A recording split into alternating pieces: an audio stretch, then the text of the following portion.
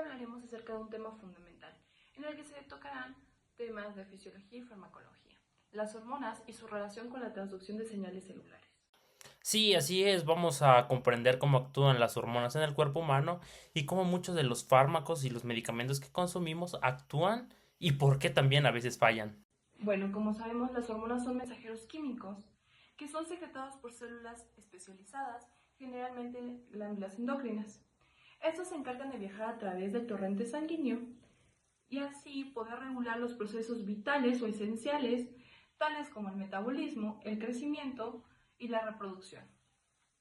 Sí, desde un punto de vista químico se van a dividir en cuatro grupos principales.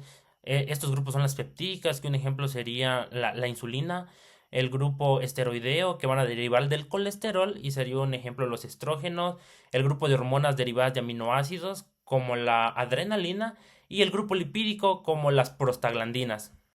Las hormonas pueden clasificarse en función a su naturaleza química y a su lugar de acción. Existen dos mecanismos principales de acción hormonal.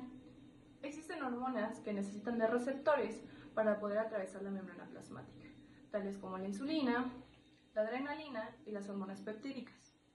Estas no pueden atravesar la membrana. ¿El por qué? Es porque son solubles en agua. Estas actúan unidas a receptores de la superficie de la célula blanco.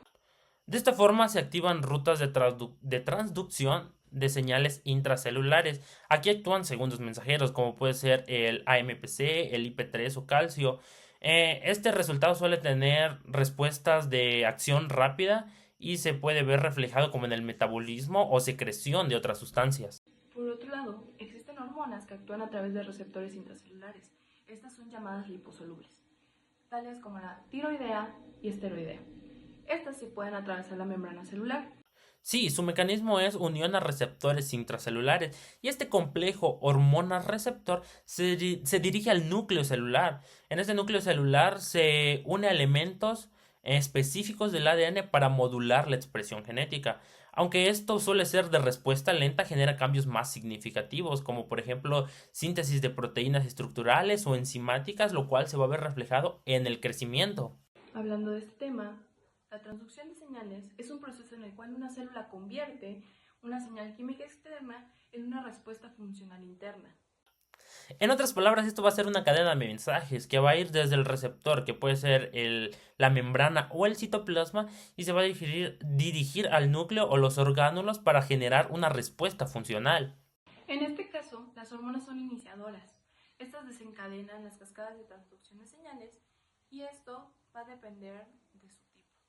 Los hidrosolubles entonces activan cascadas de transducción de señales mediante receptores en la membrana. La interpretación de esos mensajes activa la unión de receptores en la membrana plasmática o bien la activación de proteínas G, que esto va a dar como respuesta cambios metabólicos o cambios de expresión genética.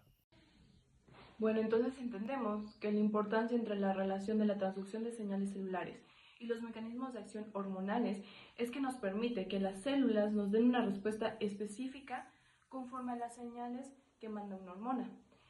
Y tener en cuenta realmente que la vía de señalización enviadas por una hormona o activadas por ella realmente es el blanco de muchos fármacos hoy en día.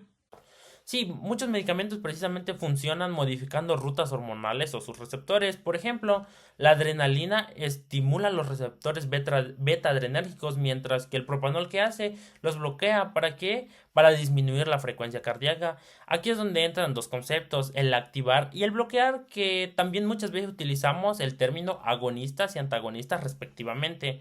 Entonces, la transducción de señales termina siendo base molecular del actuar de muchos fármacos. Esto nos lleva al concepto de la farmacodinámica.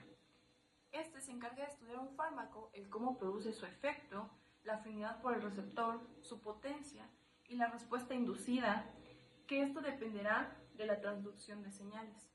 Sí, estás en lo correcto. Además, es importante decir que para que un medicamento se apruebe, debe demostrar su eficacia, que cumple su función y seguridad. ¿Qué quiere decir esto? Que no provoca efectos adversos inaceptables. Sí, tienes mucha razón.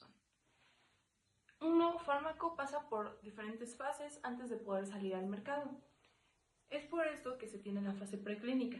Esta se estudia en laboratorio y se utilizan modelos animales. Y luego de esto tenemos la investigación clínica. Un medicamento, por más eficaz que sea, si causa efectos adversos graves en pacientes, sin duda va a poner en duda su seguridad. Y es aquí donde entran las fases de evaluación, que la fase 1 es seguridad en humanos, que hace prueba en voluntarios sanos; la fase 2, preliminar y seguridad, que analiza su eficacia preliminar en pacientes; la fase 3, confirmación, que esto se hace a gran escala en pacientes; y por último la fase 4, que es la farmacovigilancia, que estudia su comportamiento en uso real. Agencias como la FDA o EMA se encargan de regular estos procesos y de asegurar que los medicamentos sean realmente beneficiosos, que tengan una relación beneficio-riesgo favorable para la población. En este caso, en México, tenemos a COFEPRIS. Este se encarga de autorizar los estudios correspondientes. En resumen, para entender la interacción entre hormonas, receptores, transducción de señales, no solo es fundamental para entender fisiología, sino también para diseñar y evaluar tratamientos farmacológicos efectivos.